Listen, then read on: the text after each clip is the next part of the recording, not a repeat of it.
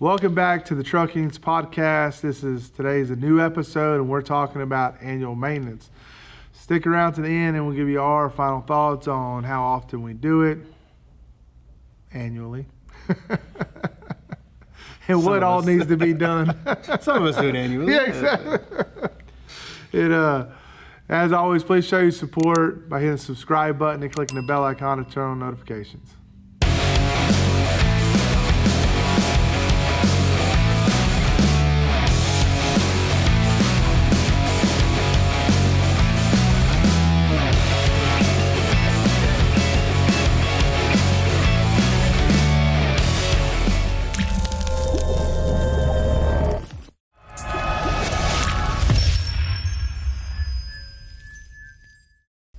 All right, annual maintenance or maintenance in general, that's the topic of discussion.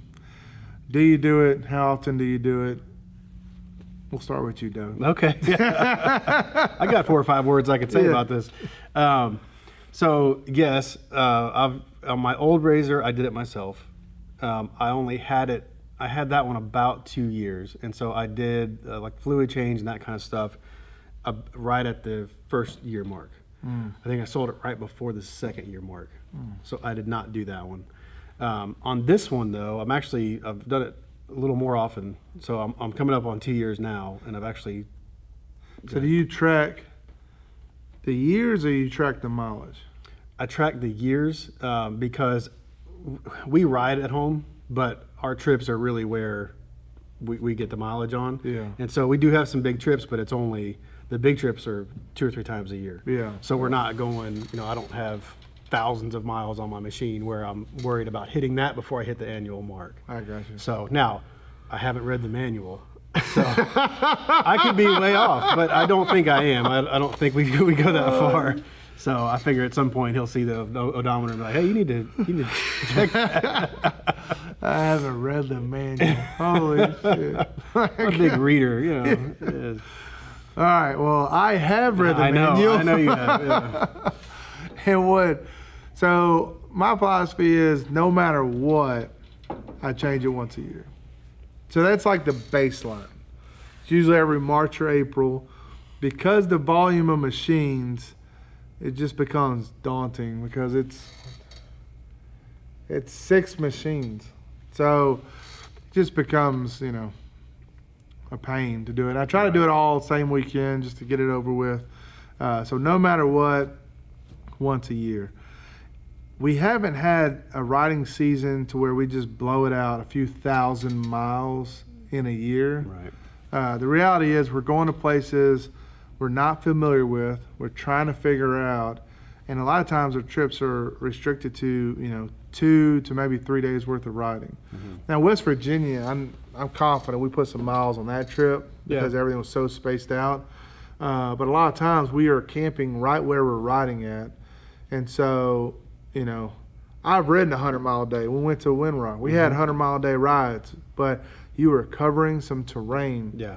You could have just as long as a 8 to 10 hour day ride and only cover 20 miles because you were in extremely thick, hilly, terrain. Yeah. So first step is I base it off of, months. Every year, at least once, I'm doing a deal.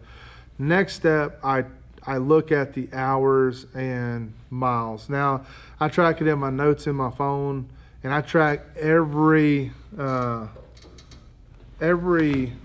fluids change I've completed. Let me pull it up.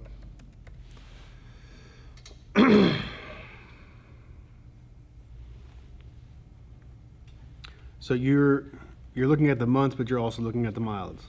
Yeah, I'm looking at both of them. So, like the Turbo S, it was 2019. We got it at the end of 2018. It's been 1, 2, 3, 4. So it's had 4 oil changes, but the miles, 100 miles, 174 miles, 946, 1292. So just for the people that are watching at home, on the Turbo S, every 500 miles, you're supposed to change the fluids. Not 1,000. On the 1000 XP, it was every 1,000 miles you're supposed to change the fluids. And so for me, I mean, as you can see, because we have so many machines and we, jump in between them, there's not just one machine getting the blunt of all the miles that we'll ride at any given year, right? And so that's why you'll see our machines have less miles on them because of that factor. So that just kind of gives you a ballpark. For us, the year always hits first. But if we just crushed it one year, we hit 500 miles before, the riding season's up, I would consider how many times we went ridden, how much longer is it until the next scheduled oil change, which is March or April, and then make that decision then. Like, we still got big trips coming up, and we did that in the first two, and we still got two more, I'd probably change it. Go ahead and do it. Yeah. If it was after our last trip, I don't know. I might not change it. Only because I know with it being here and us riding just our trails here, I'm not going to put a whole lot on it. And I change the oil so often before it even reaches 500 miles. And the type of fluids I use, I'm big on using as much OEM as I can, except for the engine oil. The reality is, I think the engine oil is trash. I'm not an engine oil specialist, but I am a specialist of experiences. And when I used only Polaris engine oil, I had engine problems. When I switched and have stayed switched, I haven't had, knock on metal, an engine problem since then. So to me, the results speaks more volumes to me than anything I can read in a damn Polaris manual, Right. And they say, people defend Polaris oil is because they have to, because of EPA regulations. I call bullshit. Yeah. I just, who else benefits from engines getting damaged over a long haul? The people that make engines, which is Polaris, that's going to sell you a $6,000 engine. Are they trying to do that intentionally? I'm not saying they are. But yeah, they stand to benefit from it. So exactly. It's hard to pick and choose. Exactly. So we'll link videos of, the oil change videos we've done. We'll link, but in those oil change videos, it will show the exact list we use. And I'll use that list on all of our machines. Like Pro R, we don't have one out for that yet, but it will be all OEM, front diff, transmission, I guess grease necessarily is not OEM. But when it comes down to engine oil, I will not use Polaris engine oil. That's just me. So, we talked about taking a big trip across the United States. And one of the things that we had to discuss is every 500 miles changing the oil. And I would probably push that to 1,000 if we took that trip. Well, that's a whole other podcast we're going to be talking about. Yeah. But, it's all about how much wear and tear your machine's getting and over what type of duration, If it's 500 miles in 2 months, I'm changing the oil. Yeah. I mean, it's consistent like that, I'm consistently changing the oil. If it's 500 miles over 10 months, I'd probably wait till March. Yeah. So, I don't know. Do you have anything to add? I'm consistently annual maintenance. You said no matter what, annual. So no matter what. No matter what. It's 4,000 miles. You're not getting off the path. I'm committed. You're gonna do it. He likes it annually. Yeah. That's what he strives for. Enunciate. So, what all do you do at your annual maintenance? Whatever I have at the shop. I've got some oil, front diff, transmission, and I'll grease it. This is why he's in none of the educational videos, by the way, just to let you know.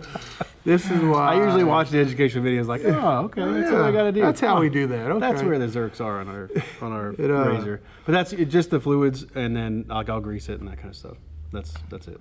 So we do front diff, transmission, I guess now the Pro R, I have to go verify, but I think it has a transmission and a rear diff. So that'll be separate, right? And then we hit all the grease certs. That's important. And what's big important, especially on Turbo S's and the Rzr 1000, and even on your XP, because you still have the Ford lug, right? Is greasing the wheel bearings. I can't stress, grease the wheel bearings. As soon as you buy the machine, brand new, grease the wheel bearing. Brand new wheel bearings, I've pumped in 20 pumps of grease into a brand new wheel bearing. And yes, they can be greased. Now, aftermarket wheel bearings, there's a lot out there that cannot be greased. The ones that they say are sealed, those cannot be greased because they are sealed. But if you use a water-resistant grease in your wheel bearing, you won't have the issues people are having. What's happening is, people get these machines, they don't put any grease in the wheel bearings, and the wheel bearing runs out like that. Like, it just is what it is. Like, that's all. Like, put grease in the wheel bearing. And if you got to do that more often because you're putting a lot of miles on it, do it more often. So we'll link a video below, like a step-by-step what a grease in a wheel bearing looks like. But if you never heard that before, I would definitely check into it, because I see, a constant people asking. I run out of wheel bearings every other month, or every 3 months my wheel bearing is going out. On Rowdy, it's 4 years old. We changed one wheel bearing on it. Right.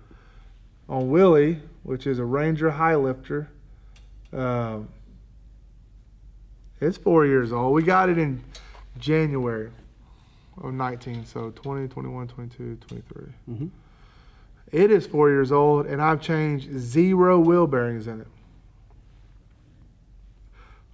They're all OEM. I've never updated them. So, like, that just tells me you grease the wheel bearing consistently, you don't have wheel bearing problems. So, so we grease the wheel bearings, change all the fluids.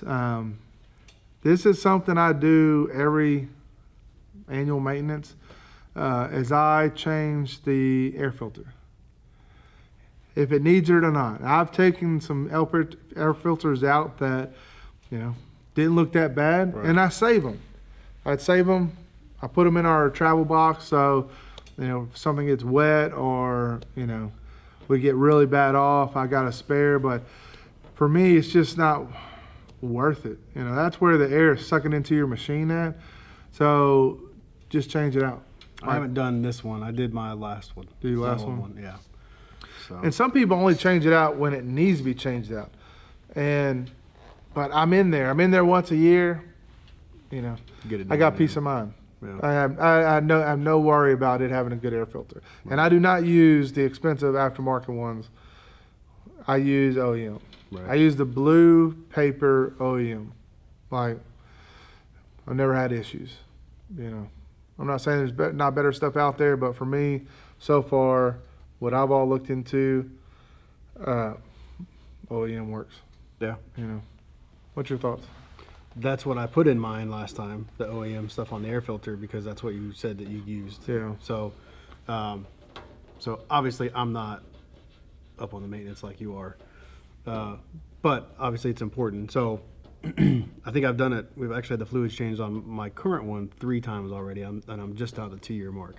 Then it was in I had it at my buddy down there does our works on it stuff. I had him up there for him, and then when I had my turbo issue, I had him go ahead and do it there because we were getting ready to go on another trip. So, you wonder if that's some of the complaints people are having with issues is not changing out fluids and not greasing the wheel bearings and that kind of stuff, because that's obviously an issue. I actually wrote down, put grease in wheel bearings, so that when I get back, I can do that, because I didn't. So you did. No. Yeah, it's 2 years old. Knock on metal, it's okay right now. Exactly. So and there's, like, I've tried K&N air filters on an older machine, and from what I hear, the issue with those is if they have too much oil or not enough oil, they can let particles through. And some articles I've read and videos I've watched, they say paper is just the better filter. because it works until it doesn't. And if you constantly are cleaning them out, you know, Should you be don't good. have the issue of it stopped working, Right. right? And letting stuff through. So, or not letting any air in, and then you burn your motor up that way. But it's just, you know, that's just everything we've learned. Obviously, if you have a difference of opinion, drop your thoughts below. We'll interact with you. We're not saying this is the way you need to do it at all. This is only explaining what we do, and hopefully maybe it's helpful to you. Right. So, outside of that, I don't have anything else to add. Do you? Shockingly, no. Man, he's a talker, isn't he? He's a talker. Well, we appreciate you watching another episode of the Trail Kings podcast. Until next time, stay safe on the trails.